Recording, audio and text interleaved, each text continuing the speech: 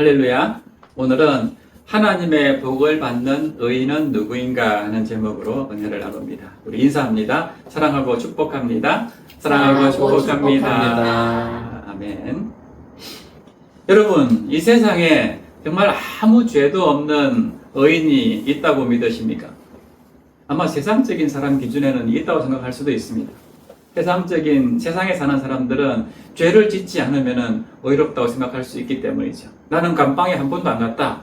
그래서 나는 착하다, 선하다라고 생각할 수 있다는 것이죠. 그러나 하나님을 믿는 우리에게는 기준이 다릅니다. 하나님은 우리가 마음속으로, 머릿속으로 생각하는 죄도 죄다라고 생각하기 때문에 성경은 의인은 없다고 말씀합니다. 로마서 3장 10절 이하 말씀을 보세요. 기록된 바 의인은 없나니 하나도 없으며 깨닫는 자도 없고 하나님을 찾는 자도 없고 다 치우쳐 함께 무익하게 되고 선을 행하는 자는 없나니 하나도 없도다. 여기 보면 없다라는 말이 무려 6번이나 나옵니다. 이 짧은 구절에 없다는 것입니다. 하나도 없다는 것입니다. 한마디로 세상 가운데 하나님 앞에서 죄 없는 그런 의로운 사람은 아무도 없다라고 선포하고 있습니다. 그런데 오늘 우리가 읽은 시편 5편의 결론은요. 여호와여 주는 의인에게 복을 주시고 방패로 함같이 은혜로 그를 호위하시리이다 라고 말씀합니다. 하나님께서 의인에게 복을 주시고 방패로 호위하는 것처럼 은혜로 보호해 주시겠다라고 말씀합니다. 그렇다면 의인이 있다는 말씀 아닙니까? 의인이 있기 때문에 이렇게 보호하시고 호위해 주신다는 것이잖아요. 창세기 6장 9절에 보면은 노아는 의인이요 당대 완전한 자다라고 말씀합니다. 그런 하나님과 동행했던 사람이었습니다. 물론 노아를 성경에서 의인이라고 불렀던 이유는 그에게 죄가 전혀 없었기 때문은 아닙니다. 우리가 알다시피 그도 허물이 있었고 실수까지 했던 사람이었습니다. 그럼에도 불구하고 그를 성경의 의인이다라고 부르는 것은 노아가 늘 하나님의 말씀을 즐거워하고 또 그분의 말씀에 순종하려고 애쓰고 노력했던 사람이기 때문입니다. 시편 1편 2절에 나오는 말씀처럼 오직 여호와의 율법을 즐거워하여 그 율법을 주야로 묵상하는 그런 삶을 살았기 때문입니다. 이런 맥락에서 오늘 본문에서 말씀하는 복을 받는 의인은 어떤 사람을 말하는 것인지 우리 함께 살펴보면서 은혜를 나누도록 하겠습니다. 먼저 오늘 본문에서 복을 받는 의인은 하나님께 기도하는 사람입니다. 이 시의 저자인 다윗은 누구보다도 기도에 열심인 사람이었습니다. 유대인들은 하루에 3번 기도하는 습관이 있었는데 아침과 점심과 저녁에 이렇게 시간을 정해놓고 기도했습니다. 그래서 다니엘도 바벨론의 포로로 잡혀갔어서 하루에 3번씩 예루살렘을 할렘을 향해서 창문을 열어놓고 기도했다라는 표현이 나옵니다.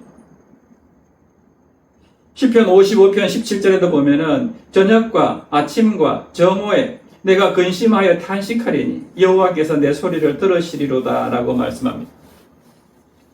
다윗도 마찬가지로 이런 유대인들의 습관에 따라서 매일 3번씩 기도했을 것입니다.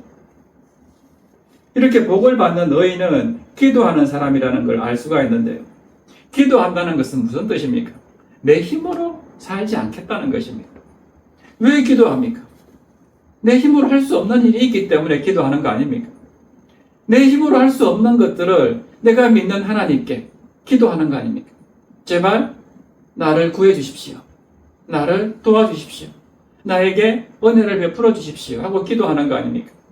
하나님이 살아계시지 않다거나 기도할 대상이 없다면 굳이 우리가 기도할 이유가 뭐가 있겠습니까? 내 마음대로 살면 되는 것이죠.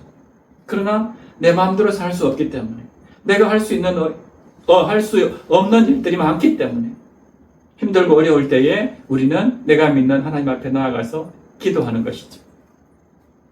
그럴 때 하나님은 이 기도자, 하나님께 나아오는 자, 내 힘으로 살아가지 않는 겸손한 자, 이런 사람들에게 하나님은 복을 주신다 하는 것입니다. 하나님은 엄청난 축복의 저수지를 가지고 계십니다. 그 하나님의 축복의 저수지에 파이프라인을 꽂아가지고 그 저수지 물을 받아 마시기를 원하는 사람에게는 하나님은 무한한 물을, 은혜의 물을 공급해 주시는 그런 하나님이십니다. 구하라. 그러면 주실 것이다 라고 말씀하지 않습니까? 사실 오늘 이 세상 가운데에도 기도하는 사람들이 우리 믿는 사람들 뿐만 아니라 굉장히 많습니다. 안 믿는 사람들도 열심히 기도합니다. 심지어 100일 기도니 40일 기도니 하면서 엄청나게 기도합니다. 또 불교 같은 그런 그 종교에서는 3000배라는 3000번씩이나 일어났다 앉았다 하면서 절을 하면서 기도합니다. 정말 무릎 관절이 다 나갈 것 같습니다. 그렇게 열심히 기도합니다.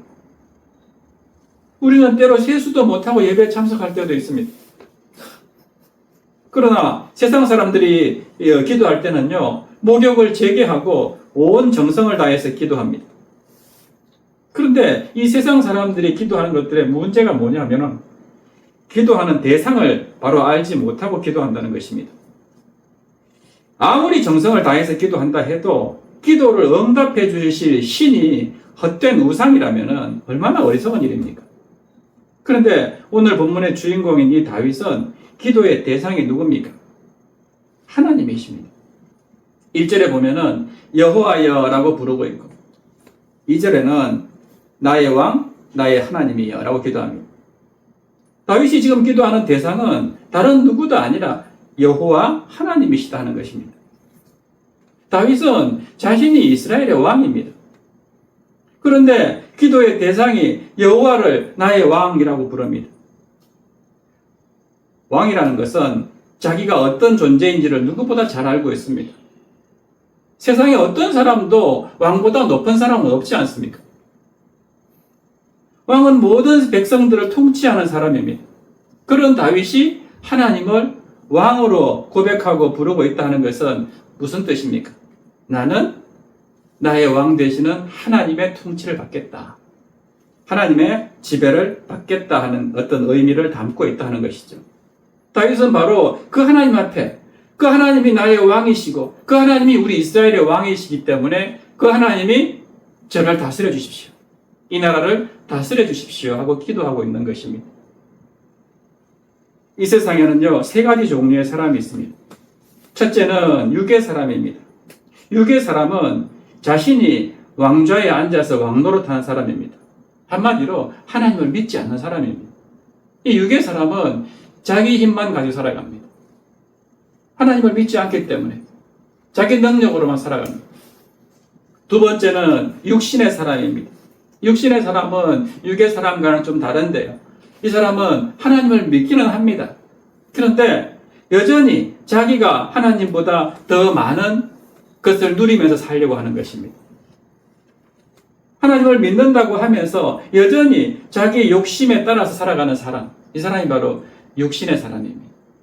자기가 배고프면은 그만 하나님을 잊어버리는 것이죠. 자기 눈에 더 좋은 것이 보이면은 그만 하나님을 잊어버리는 것입니다.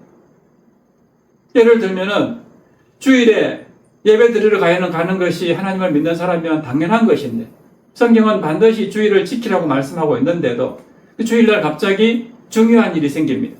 친구와의 정말 중요한 약속이 생깁니다. 또는 어쩔 수 없는 직장에 모임이 생깁니다. 그럴 때 그만 한 번 정도는 빠져도 되겠지.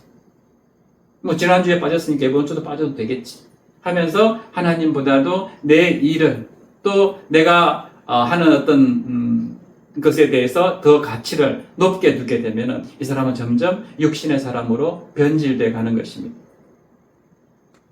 실제로 교회에서 그런 사람을 본 적이 있습니다. 과거에 모 교회에서 사역하고 있을 때인데요. 주일 예배를 마치고 이제 식당에서 교인들과 같이 함께 점심 식사를 하고 있는 그런 시간이었는데 그 교회에 다니던 모 여자 권사님 한 분이 은혜롭게 예배를 잘 마치고는 식사하는 자리에서 갑자기 자기가 하고 있는 사업 얘기를 꺼냅니다. 누가 들어도 그 사업은 교회에서 하는 사업도 아니고 어떤 자선 사업도 아니고 특별히 어떤 공동체를 위한 그런 구제 사업이나 이런 것도 아니었습니다. 순전히 자기 이익을 위한, 자기 유익을 위한 그런 사업이었는데 그 사업에 같이 우리 교회 다니고 있는 교인들이니까 나에게 좀 투자를 해달라. 내 사업을 위해서 좀 투자해달라. 단지 얼굴도 처음 보는 그런 교인들도 많은데 그런 이야기를 하는 것을 들은 적이 있습니다. 정말 어떻게 권사님이라 되시는 분이 금방 주일 예배를 마치고 나와서 그 교인들이 있는 자리에서 자기 사업에 투자해달라는 지극히 사적인 그런 그 이야기를 할 수가 있을까 하는 이야기를 들으면서 저런 모습이 바로 예배 때는 너무나도 거룩한 모습이지만 예배만 끝나면은 그만 육신적으로 변하는 사람들의 전형적인 모습이 아닌가 하는 생각을 해보았습니다. 세 번째는요, 영적인 사람입니다. 이 사람은 오늘 다윗과 같이 늘 가장 높은 자리, 내 삶의 가장 우선순위에 하나님을 모시고 사는 사람입니다. 그래서 항상 하나님의 말씀을 우선시합니다. 우리가 시편 말씀 보고 있지만은 죄 있는 자리에 가지 말라. 오만한 자들의 자리에 모임에 빠지지 말아라. 앉지도 말고 서지도 말고 머무르지도 말라고 하면은 그 말씀에 순종하는 사람입니다. 어떻게 해든 악한 것은 버리려고 하는 사람. 이런 사람이 바로 영적인 사람입니다. 비록 죄를 지었다 하더라도 하나님께 돌이키고 회개하면은 하나님은 미쁘시고 의로우신 분이셔서 내 죄를 다 용서해 주시는 분이시다 하는 것을 알고 더 이상 그 죄에 계속해서 탐닉하지 않고 즉시 회개하고 가던 길을 멈추고 하나님께로 돌아가는 사람. 이런 사람들이 영적인 사람입니다. 지금 다윗이 그랬습니다. 다윗은 이스라엘의 왕으로서 너무나도 영적인 왕이었습니다. 늘 하나님의 말씀을 기준으로 살았습니다. 그런데 다윗이요, 어린 시절부터 하나님으로부터 이런 선택을 받게 되는데, 그러나 다윗의 집안에서는 다윗을 인정하지 않았었습니다. 다윗이 왕이 된 과정을 우리가 성경을 통해서 알고 있을 겁니다. 다윗은 이새의 8명의 아들 중에 마지막 막내 아들로 태어났습니다. 그래서 이제 사무엘이 사울 왕이 하나님으로부터 버림받았다는 이야기를 듣고 이제 하나님이 이새의 아들 중에 내가 한 명을 왕으로 삼을 것이다 라고 말씀하면서 사무엘에게 가서 내가 원하는 왕이 될 아들이 있으니까 그 아들에게 기름을 부으라고 이제 사무엘 선지자한테 이야기를 하죠. 그래서 사무엘이 기름병을 들고 이제 이새의 집에 찾아갑니다. 찾아가서 이제 이새의 아들들을 쭉 불러서 이제 얼굴을 보는데 이 아버지 이새는 다윗은 안중에도 없습니다.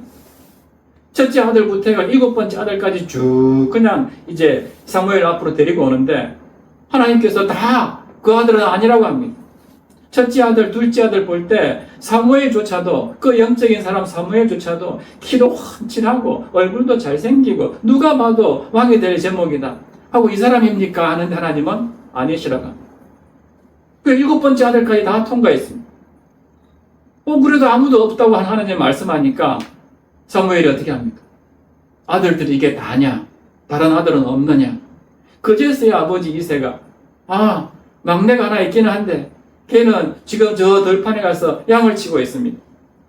이렇게 말할 정도로 다윗은 어린 시절에 아버지의 주목을 전혀 받지 못하던 그런 목동 아들이었습니다. 그런데 하나님께서 그 다윗을 향해서 뭐라고 합니까? 사무엘상 16장 7절 보세요. 그의 용모와 키를 보지 말라. 내가 보는 것은 사람과 같지 아니하니 사람은 외모를 보거니와 나 여호와는 중심을 보느니라. 이렇게 말씀하면서 다윗을 불러오라고 합니다. 지금까지 첫째부터 7번째 아들들은 내가 봤을 때 그 마음 중심을 봤을 때 왕이 될 제목이 아니라는 것이죠. 왕이 될 제목은 이제 다윗인 것입니다. 그래서 이제 마지막으로 막내 다윗을 불러왔을 때 하나님께서는 그 다윗을 향해서 사무엘을 통해서 이렇게 말씀합니다. 바로 이 사람이다. 어서 그에게 기름을 부어라 라고 말씀하십니다. 이렇게 해서 사울을 이어서 두 번째 이스라엘의 왕이 된 인물이 다윗이었습니다. 그러니까 이런 다윗이 어떻게 하나님을 나의 왕으로 하나님을 내 삶의 가장 높은 순위에 두지 않을 수가 있겠습니까? 아버지 이새조차도 아들 취급도 하지 않았는데 없는 아들처럼 생각했는데 하나님은 나를 이스라엘의 왕이 될 인물이라고 이렇게 선지자를 보내가지고 기름을 부어주셨는데 다윗이 어떻게 그 하나님을 나의 하나님이라고 고백하지 않겠습니까? 이렇게 어린 시절부터 다윗은 하나님이 누구신지를 잘 알았던 인물입니다. 그리고 우리가 잘 아는 바와 같이 골리앗과 싸울 때도 마찬가지 아니었습니까? 엄청난 그 차이가 나는 체급이었는데 그 물맷돌 한 개를 5개 준비해가지만 한 개로 그냥 골리앗을 쓰러뜨리면서 누구의 이름을 찬양합니까? 만군의 여호와의 하나님의 이름으로 내가 나아가노라 하면서 한 대 던졌는데 그냥 그 자리에서 쓰러져 죽지 않습니다. 이렇게 다윗은 어린 시절부터 왕이 될 때까지 계속해서 하나님의 도우심, 또 하나님의 살아계심을 경험하면서 실제 체험하며 살아왔던 그런 인물이었기 때문에 늘 하나님을 자기 인생의 가장 중요한 위치, 자기가 가장 존경하는 분, 이런 위치에 하나님을 두고 살았던 영적인 인물이었다 하는 것이죠. 그런 다윗이 이제 기도하면서 쓴 시가 바로 오늘 본문인데요. 이 본문에 다윗이 어떻게 기도합니까? 1절 다시 보면은 그런 말로 기도하였고 마음을 다해서 기도했습니다. 또 2절에는 부르짖어서 기도하였고 3절에는 아침마다 기도했고 또 기도 응답을 확신하면서 기도했습니다. 다시 말씀드리면 다윗은 소리내서 말로 기도할 때도 있었지만은 말로 표현할 수가 없어서 침통한 심정으로 기도할 때도 있었고 마치 한나가 입술만 움직이는 그런 기도를 한 것처럼 다윗도 차마 입술이 떨어지지 않아서 자기 마음 깊숙한 곳에서 우러나오는 기도를 드린 적도 있었고 때로는 큰 소리로 부르짖어서 기도할 때도 있었고 또 매일 아침마다 그렇게 기도할 때도 있었다라고 합니다. 한마디로 다윗은 기도의 사람이었다라고 성경은 이야기합니다. 스펄전 목사님은 아침 기도는 하루의 문을 여는 열쇠요, 저녁 기도는 그 문을 닫는 자물쇠이다 라는 이야기를 했습니다. 성경의 역사를 보면은 하나님께서 응답하실 때 주로 아침에 응답하시는 것을 참 많이 보게 됩니다. 시편 46편 5절 보세요. 하나님이 그 성중에 계심에 성이 흔들리지 아니할 것이라. 새벽에 하나님이 도우시리로다. 또 시편 119편 148절에도 보면 주의 말씀을 조용히 엎조리려고 내가 새벽녘에 눈을 떴나이다 라고 합니다. 또 우리 주님도 새벽에 기도하시는 것을 좋아했습니다. 마가복음 1장 35절 보세요. 새벽 아직도 밝기 전에 예수께서 일어나 나가 한적한 곳으로 가서 거기서 기도하시더니. 뿐만 아닙니다. 로마 군병에게 이제 십자가를 지기 위해서 체포되시기 직전에는 어떻게 했습니까? 겟세마네 동산에 가서 제자들에게도 나를 위해서 같이 기도해달라고 하면서 정말 땀방울이 핏방울이 되도록 간절하게 밤을 새워서 새벽까지 기도하셨습니다. 그렇게 기도한 이후에 이제 로마 군병들이 잡으러 왔을 때 어떻게 하셨습니까? 마태복음 26장 46절 보세요. 일어나라, 함께 가자, 보라, 나를 파는 자가 가까이 왔느니라. 이렇게 선포하면서 당당하게 체포가 되셨습니다. 기도하기 전만 하더라도 예수님도 하나님의 본성을 가지고 있지만은 인간의 육체를 가지고 있기 때문에 십자가 죽음이 얼마나 고통스럽고 힘든 것인지 너무나 잘 알았습니다. 그래서 두려웠습니다. 그래서 어떻게 기도하셨습니까? 할 수만 있거든 하나님, 이 고난의 잔을 내가 마시지 않게 해주십시오. 이 정의 고난의 잔이 나를 지나가게 해주십시오. 이렇게 기도했던 분이셨습니다. 그러나 하나님 앞에 간절히 그렇게 기도한 이후에 어떻게 변합니까? 고난의 잔을 내가 기꺼이 마시겠습니다. 일어나 가자. 나를 잡으러 온 사람들이 가까이 왔다. 잡혀가신 것이죠. 로마 군인들이 잡은 것이 아니라 예수님께서 기꺼이 잡혀가신 것입니다. 이렇게 기도하게 되면은 이런 담대한 힘이 생깁니다.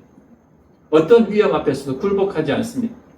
하나님의 뜻이 무엇인지 분명히 알게 됩니다. 예수님께서 그렇게 하나님의 뜻을 알고 뜻대로 십자가를 지셨기 때문에 우리가 어떻게 되었습니까? 구원받게 된 것이죠. 주님의 그 십자가 사랑 때문에 오늘 우리가 이 자리에 있는 거 아닙니까? 그것이 하나님의 뜻이었기 때문에. 이렇게 기도하는 사람, 다윗처럼 예수님처럼 하나님을 찾고 하나님을 의지하며 기도하는 사람이 바로 복을 받는 의인이다라는 것을 알 수가 있습니다. 두 번째로 오늘 본문이 말하는 복 받는 의인은 또 어떤 사람일까요? 4절에서 6절 말씀 보면은 죄악을 기뻐하지 않는 사람들입니다. 4절에서 6절 말씀 보세요. 주는 죄악을 기뻐하는 신이 아니시니 악이 주와 함께 머물지 못하며 오만한 자들이 주의 목전에 서지 못하리이다. 주는 모든 행악자를 미워하시며 거짓말하는 자들을 멸망시키시리이다. 여호와께서는 피 흘리기를 즐기는 자와 속이는 자를 싫어하시나이다. 여기 보면 하나님은 죄악을 싫어하고 미워하십니다. 그래서 성경에도 악은 그 모양이라도 버리라고 말씀합니다. 다윗은 하나님이 무엇을 기뻐하시고 무엇을 싫어하시는지 누구보다도 잘 알았습니다. 그래서 우리아의 아내 바세바를 범하고 또 그 사건을 덮기 위해서 우리아의 남편, 이 바세바의 남편 우리아를 전쟁터 선봉에 내보내서 죽게 만드는 그 엄청난 범죄를 저질렀을 때 하나님께서 아시고 나단 선지자를 보내서 책망하시죠. 네가 어떻게 그렇게 할 수가 있느냐. 이런 책망을 들었을 때 다윗이 어떻게 했습니까? 부인하지 않았습니다. 나는 그런 적 없다고 발뺌하지 않았습니다. 그 자리에서 바로 정직하게 자신의 죄를 고백합니다. 철저하게 회개했습니다. 눈물을 흘리면서 회개했습니다. 더 나아가서 이제 하나님께서 나를 용서해 주신다면 나는 이제 다시 구원받은, 다시 돌이킨 그 하나님의 증인으로 하나님이 나 같은 죄인도 이렇게 용서해 주셔서 이스라엘의 왕으로 살게 하셨습니다 하는 것을 모든 사람 앞에 증인된 삶을 살겠다고 이렇게 고백하면서 지은 시가 있는데 그 시가 바로 시편 51편입니다. 51편의 9절에서 13절 말씀 보세요. 주의 얼굴을 내 죄에서 돌이키시고 내 모든 죄악을 치워주소서.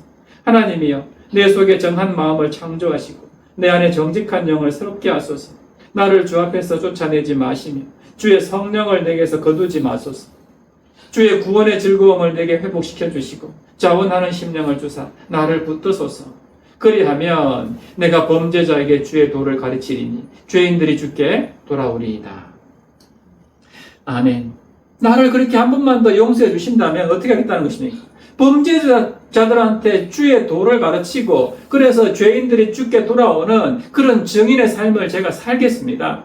하나님, 내가 엄청난 죄인인 줄 알지만 다시 한번 나에게 기회를 주십시오. 더 이상 그런 죄를 짓지 않겠습니다 하고 간절하게 기도하면서 이 시가 51편입니다.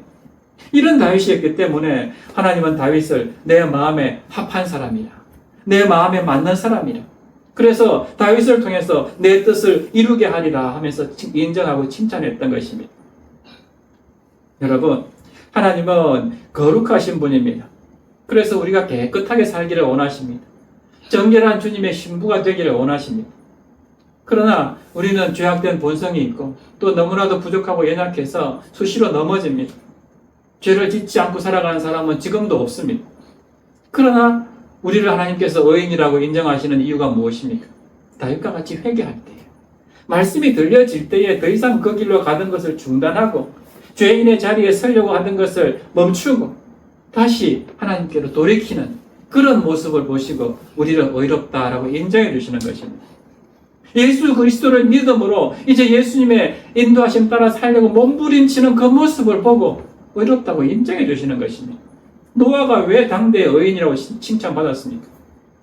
하나님의 말씀대로 살려고 몸부림을 쳤기 때문에 세상 사람들이 방주 만든다고 산 꼭대기에서 120년 동안이나 망치질하는 노아를 보면서 다들 조롱하고 비웃고 하늘에 해가 쨍쨍한데 무슨 저런 쓸데없는 큰 배를 만들고 있냐고 조롱하더라도 노아는 끝까지 하나님의 명령에 따라서 몸부림을 치면서 그 말씀은 이루어질 것이다, 반드시 엄청난 홍수가 있을 것이라는 하나님의 말씀만 믿고 순종했기 때문에 당대의 의인이라고 인정받았던 것입니다. 우리도 그래야 됩니다. 비록 죄를 짓더라도, 비록 부족한 게 많더라도 말씀에 순종하려고 몸부림치는 모습이 있을 때에 하나님은 그 모습을 보고 의인이다라고 인정해 주시는 것입니다.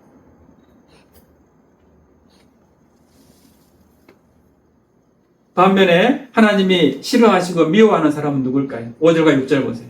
오만한 자들이 주의 목전에 서지 못하리이다. 주는 모든 행악자를 미워하시며 거짓말하는 자들을 멸망시키시리이다. 여호와께서는 피 흘리기를 즐기는 자와 속이는 자를 싫어하시나이다. 여기 보면 오만한 자들, 악을 행하는 자들, 거짓말하는 자들, 피 흘리는 자들이 나옵니다. 속이는 자들이 나옵니다. 이런 사람들은 하나님이 싫어하신다고 말씀하는데요. 이 사람들의 공통점이 무엇입니까? 사탄의 속성을 가지고 있습니다. 하나님을 대적하는 사탄의 속성을 가지고 있다는 것입니다. 사탄은 우리가 교만하기를 원합니다. 내 힘으로 살기를 원합니다. 하나님을 믿지 않도록 자꾸만 이렇게 나를 부추깁니다. 자꾸 악을 행하도록 만듭니다. 한 번 정도 죄 짓는 건 괜찮아. 주일 예배 한 번 빠져도 괜찮아. 자꾸만 이렇게 우리를 유혹합니다. 자기가 분명히 잘못해놓고도 거짓말 하도록 만듭니다. 남을 자꾸 속이기를 만듭니다. 이런 사탄의 속성을 가지고 있는 사람들, 이런 사람들을 하나님께서는 너무나 싫어하시고 미워하십니다. 그렇다면 하나님이 기뻐하시는 복 있는 사람은 어떤 사람입니까? 우리가 전에 보았지만 시편 1편 1절 말씀 다시 보겠습니다. 복 있는 사람은 악인들의 꾀를 따르지 아니하며 죄인들의 길에 서지 아니하며 오만한 자들의 자리에 앉지 아니하고, 여기도 보면은 오만한 자들의 자리에 앉지 않는다. 그러니까 악인들과 완전히 대조된 삶을 살지 않습니까? 그러므로 우리는 하나님이 기뻐하는 사람이 되어야 됩니다. 하나님께서 싫어하는 것, 하나님이 미워하시는 것을 우리도 멀리 해야 됩니다. 요셉이 보디발의 안에 유혹을 뿌리친 것처럼 죄악은 과감하게 끊어내야 됩니다. 이렇게 죄악을 멀리하고 하나님을 의지하며 기도하는 사람이 바로 하나님이 찾는 복받는 사람, 의인이다라고 말씀하는데요. 마지막 한 가지로 또 하나님이 말씀하는 이 복 있는 사람은요, 어떤 상황 속에서도 주님께 경배하는 사람입니다. 7절 보세요. 오직 나는 주의 풍성한 사랑을 힘입어 주의 집에 들어가 주를 경외함으로 성전을 향하여 경배하리이다. 아멘. 지금 다윗은 우리가 3편에서도 봤지만은 아들 압살롬의 반란 때문에 쫓겨가고 있는 상황입니다. 아들이 내 아버지를 쫓아내고 왕이 되겠다고 반란을 일으키는 바람에 아버지 다윗이구만 정처 없이 길을 떠나서 죽을지 살지 모르는 그 위험한 길로 피난 가고 있는 중입니다. 그런 상황에서 지금 이런 고백을 하고 있는 거예요. 그가 주의 집에 들어갔다는 것은 하나님 앞에 나아갔다는 것입니다. 그 상황에서 세상 권력자나 힘이 있는 사람을 의지하지 않았다는 겁니다. 왜 그랬다고 합니까? 주의 사랑을 힘입어서, 그것도 풍성한 주의 사랑을 힘입어서 그렇게 했다라고 합니다. 보통 사람 같으면 이런 고백이 가능하겠습니까? 저 같으면 못할 것 같아요. 지금 압살롬에 쫓겨가지고 생사를 가늠할 수 없는 그런 상황인데 하나님이 살아 계신다면 왜 저한테 이런 고난을 주십니까? 제가 뭘 잘못했습니까? 제가 뭘 크게 잘못했길래 아들이 나를 쫓아내고 죽이려고 합니까? 이렇게 따질 것 같습니다. 그런데 다윗은 어떻게 이런 고백을 합니까? 그것은 자신에게 닥친 이 고난이 하나님이 죽이려고 그러시는 게 아니라 사랑에 매다하는 것을 알았기 때문입니다. 왜 그런 생각을 하게 됐을까요? 자신이 과거에 지었던 죄 때문이었습니다. 아까도 말씀드렸지만은 바세바를 범하고 또 그 죄를 덮기 위해서 바세바의 남편 우리아를 죽게 만들었던 그 엄청난 죄 때문에 하나님이 나를 지금 징계하시는구나. 그 죄의 대가를 치르게 하시는구나. 하나님이 나를 완전히 죽이려고 멸망시키려고 하는 게 아니라 그에 대한 징계의 매를 나한테 지금 들고 계시는구나. 이런 확신이 있었기 때문입니다. 그래서 하나님의 집에 들어가는 겁니다. 나를 더 연단시키기 위해서, 나를 더 훌륭한 믿음의 사람으로 길러내기 위해서 하나님이 지금 나에게 이런 징계를 주시는구나. 그걸 알았기 때문에 주의 집에 들어갔다는 겁니다. 나를 더 훈련시키려는 그 주님의 풍성한 사랑을 기억하고 하나님의 성전에, 하나님의 집에 들어가서 기도하고 있는 것입니다. 히브리서 기자는 이런 상황을 이렇게 표현합니다. 히브리서 12장 7절과 8절 보세요. 하나님이 아들과 같이 너희를 대우하시나니 어찌 아버지가 징계하지 않는 아들이 있으리요. 징계는 다 받는 것이거늘 너희에게 없으면 사생자요 친아들이 아니니라. 하나님이 우리를 징계하시는 것은 뭐라고요? 우리가 하나님의 아들이기 때문에. 잘못한 일이 있으면 부모님이 아들에게 어릴 때 종아리에 회초리를 때리는 것처럼 하나님도 그런 마음으로 우리를 때리신다는 것입니다. 완전히 멸망시키려는 게 아니라 친아들이기 때문에, 너희들은 사생아가 아니기 때문에 내가 너를 더 단련시키기 위해서 더 이상 그런 죄를 짓지 않도록 혼내기, 따끔하게 이렇게 훈계를 주기 위해서 이렇게 매를 드는 것 뿐이지 완전히 너희를 없애려고 하는 게 아니라 하는 것을 다윗은 알았기 때문입니다. 하나님을 믿지 않는 사람이라면요, 하나님께서 매를 들지 않습니다. 그냥 내버려 둡니다. 사탄의 유혹에 따라서 마음대로 살다가 결국 그 사람들이 가는 곳은 멸망이기 때문에, 지옥이기 때문에. 하나님은 그런 사람들에게는, 하나님을 믿지 않는 사람들에게는 혼내지도 않습니다. 그냥 그렇게 살도록 내버려 두십니다. 우리도 사랑하는 아들이, 딸이 있을 때에 그 자녀가 잘못한 일이 있으면 혼을 내는 부모는 그 자녀에게 아직 관심이 있다는 것입니다. 그런데 뭐 새벽 3시에 들어오든 4시에 들어오든 또 뭐 아예 그냥 집을 나가서 일주일 동안 들어오지 않든 전혀 신경 쓰지 않는 부모님이 계시다면 그 자녀에 대한 사랑이 없다고 봐야 됩니다. 내 아들을 여기지 않는 것이죠. 남의 아들처럼 생각하는 것이죠. 그러므로 하나님께서 징계하시더라도 나를 친아들로 생각하고 그렇게 사랑의 매를 나한테 대시는구나 하는 그런 믿음을 가지고 더욱 다윗과 같이 주님의 사랑을 힘입어서 주의 집에 들어가는 것, 그리고 주님을 경외함으로 경배하는 삶을 사는 것, 이게 바로 하나님이 찾는 복받는 사랑, 의인이다 하는 것을 기억하시기 바랍니다. 그래서 이제 다윗이 하나님과 그렇게 가까이 하면서 이렇게 기도합니다. 8절 보세요. 여호와여, 나의 원수들로 말미암아 주의 의로 나를 인도하시고 주의 길을 내 목전에 곧게 하소서.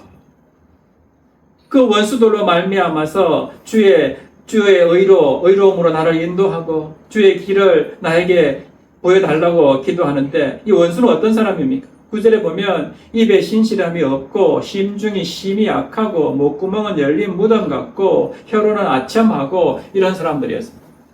직접적으로는 바로 압살롬과 아들을 따르는 반역자 무리들의 모습을 표현하고 있는 것인데, 다윗은 하나님께서 그들을 정죄하고 쫓아내 달라라고 기도합니다. 하나님께서 나의 모든 어려움을 해결해 달라라고 기도하고 있는 것입니다. 하나님을 찾고 있는 것이죠. 이렇게 다윗이 하나님을 의지하고 기도하고 찾았을 때 깨닫게 되는 것이 무엇입니까? 11절 보면은 오직 주께 피하는 자는 다 기뻐하며 주의 보호로 인하여 영영이 기뻐 외치며 주의 이름을 사랑하는 자들은 주를 즐거워하리로다. 또 12절에는 여호와여, 주는 의인에게 복을 주시고 방패로함같이 은혜로 그를 호위하시리이다. 다윗은 자신이 왕이었기 때문에 얼마든지 보호받을 수 있는 최고 권력자였습니다. 그럼에도 불구하고 자기가 의지해야 될 분, 자기가 이 상황을 해결받을 수 있는 유일한 분은 하나님밖에 없다라는 고백을 하면서 이렇게 하나님이 나를 호위해 주십시오. 하나님만이 이스라엘의 왕이십니다.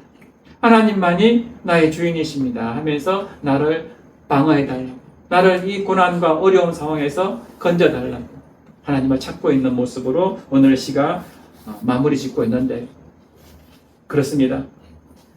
이스라엘의 왕이었던 그 최고 권력자였던 다윗조차도 하나님께 피하는 것이 최선의 방책, 가장 좋은 길이라고 판단했다면 오늘 우리는 어떻게 해야 되겠습니까?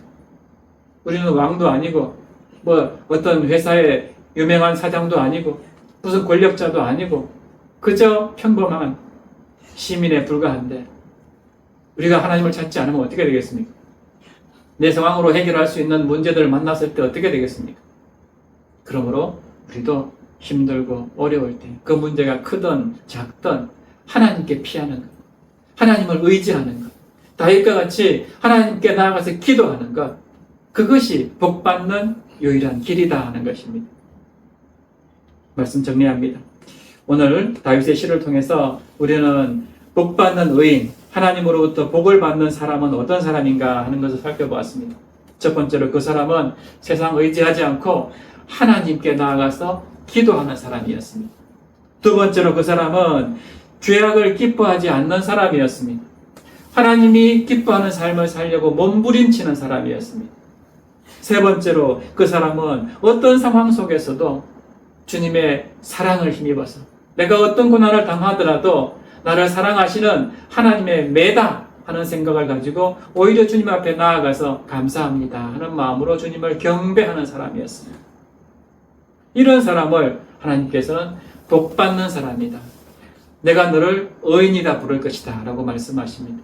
그러므로 이번 한 주간 살아갈 때에 내가 바로 그런 사람이 되어서 하나님께 인정받고 칭찬받는 그런 주인공들 다 되시기를 주님의 이름으로 축원합니다. 그래서 이 시간 우리 함께 찬양하고 기도할 텐데요, 말씀 앞에서라는 찬양입니다.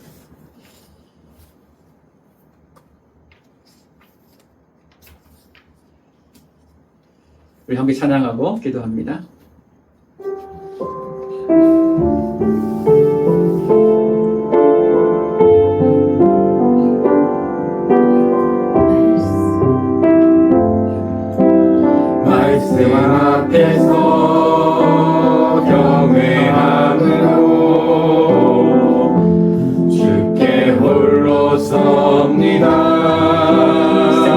말씀 생명의 말씀 읽고 순종해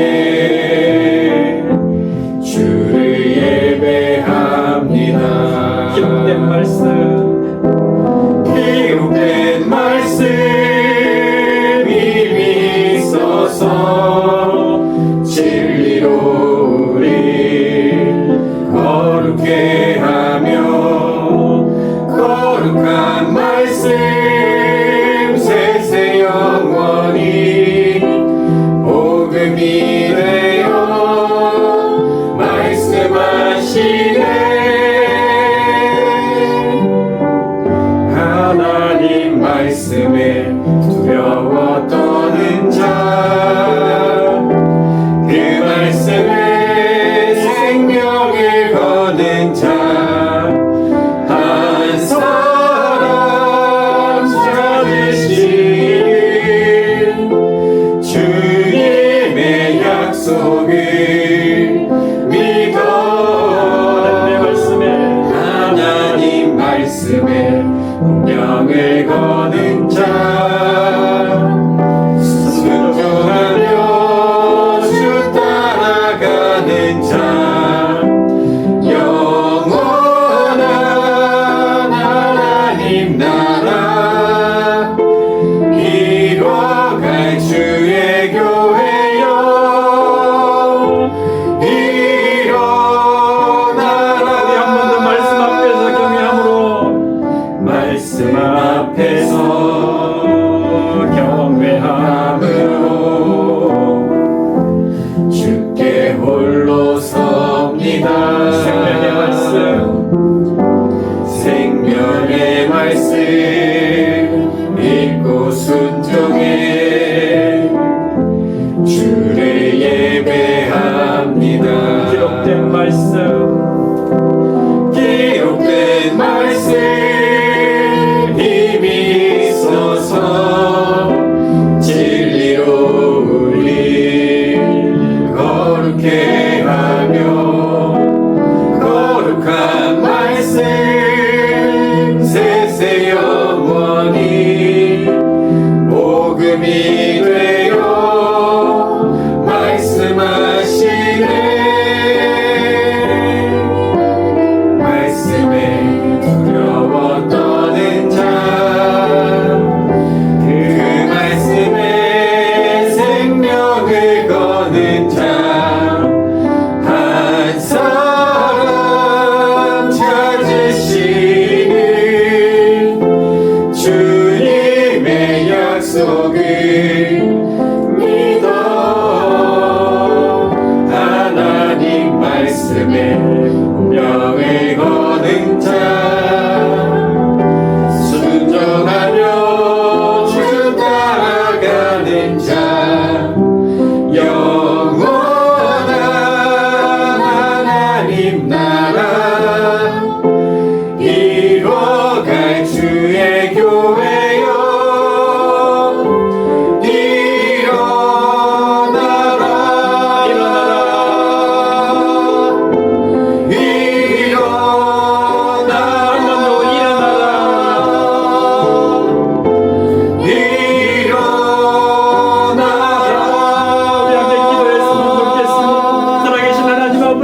정말 오늘 다윗과 같이 늘 주께 기도하는 저희들 되기를 원합니다. 죄악된 삶을 멀리하고 늘 주님이 기뻐하는 그런 인생 살아내기를 원합니다. 어떤 상황 속에서도 주님의 사랑을 힘입어서 주의 성전에 나아가는 오직 주님만 경배하는 예배자들이 되기를 원합니다. 우리는 마음으로 주님 이름 부르시고 기도합니다.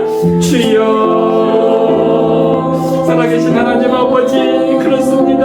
나의 왕 되시는 하나님, 나의 모든 것 되시는 그 하나님을 인정하고 우리가 다윗과 같이 오직 하나님 앞에 나아가서 기도하는 기도의 사람이 되기를 원합니다. 세상 것들, 세상 사람들, 세상 친구들, 세상 권력자들을 자꾸 의지하는 것이 아니라 아버지 하나님, 정말 나의 모든 문제를 해결하실 수 있는 분은 바로 하나님이시다는 것을 우리가 알고 아버지 주님 앞에 나아가서 각정한 마음으로 주님께 부르짖어 기도할 줄 아는 우리가 되기를 원합니다. 그럴 때 하나님은 우리의 기도를 들어주실 뿐만 아니라 아버지 하나님 가장 좋은 길로, 가장 형통한 길로 우리를 붙드시고 인도하실 줄로 믿습니다. 그런 사람을 하나님은 주인이라고 아버지 인정하시는 줄로 믿습니다. 아버지 또한 우리가 정말 하나님의 자녀라면은 주님의 거룩한 신부로서 죄악된 삶을 멀리하고 늘 하나님의 말씀에 순종하면서 하나님이 기뻐하는 인생 살아내기를 원합니다. 하나님이 정말 기뻐하는 사람이 되기를 원합니다. 우리 교회가 그런 교회가 되게 하여 주시고 이 자리에 머리 숙인 당신의 자녀들이 다 그런 사람이 되게 하여 주시옵소서. 그래서 정말 하나님으로부터 인정받고 세상으로부터 칭찬받는 그런 귀한 아들들 귀한 딸들이 되게 하여 주시옵소서. 아버지 또한 우리가 복받는 사람이라면 어떤 상황 속에서도 주님 앞에 나아가서 아버지 주의 사랑을 기억하고 너희과 같이 주님을 경배할 줄 아는 그런 사람이 되기를 원합니다. 아버지 하나님 정말 다윗은 아들 압살롬에게 쫓겨서 피난을 갖고 있는 그런 어려운 지경에 처해 있음에도 불구하고 아버지 하나님께서 그것은 나의 주에 대한 그런 사랑에 매라는 것을 알고 나를 멸망시키지 않고 오히려 그 징계 이후에 나를 더욱더 연단시켜서 아버지 거룩한 믿음의 사람으로 정말 존귀한 사람으로 세워줄 것을 믿고 하나님께 나아가서 감사함으로 이 징계를 주신 데 대해서 오히려 감사한 마음으로 주님께 간절히 경배하며 하나님을 예배하는 그런 예배자의 삶을 살고 있는 것을 우리가 보게 됩니다. 아버지 하나님 우리 역시 그런 삶 살기를 원합니다. 조금만 어렵고 힘들다면 불평하고 원망하고 하나님을 떠나는 그런 어리석은 인생이 아니라 내가 아버지 어떤 고난에 처했다면 바로 나를 훈련시키고 연단시켜서 더욱더 아버지 성숙된 믿음의 사람으로 아버지 나를 창조하기 위한 하나님의 사랑에 매라는 것을 알고 그 하나님께 감사한 마음으로 더욱더 하나님을 찾고 기도하고 하나님께 경배할 줄 아는 우리의 삶이 되게 하여 주시옵소서.